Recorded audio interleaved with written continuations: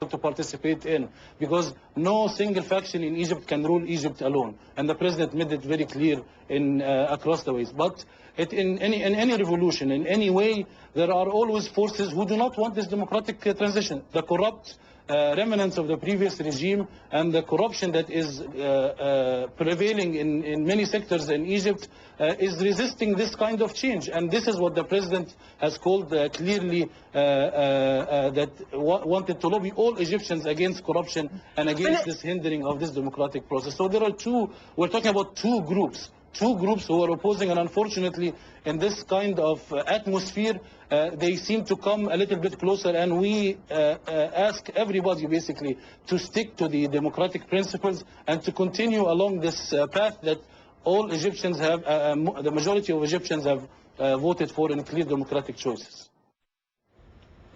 Senior international correspondent Ben Wiedemann is overlooking Tahrir Square. He joins us live. Ben, first of all, let me ask you, it's well past 11 o'clock in the evening there. Is there any indication whether some protesters are ready to go home, or is the demonstration still going strong? Well, what we see is that some protesters at this time of night, families with children, are going home, but others are coming. The square is still very full, very noisy. In fact, it sounds like a football game. In back of me, frequently there are military helicopters that fly overhead, and people cheer wildly. In fact, I hear one right now.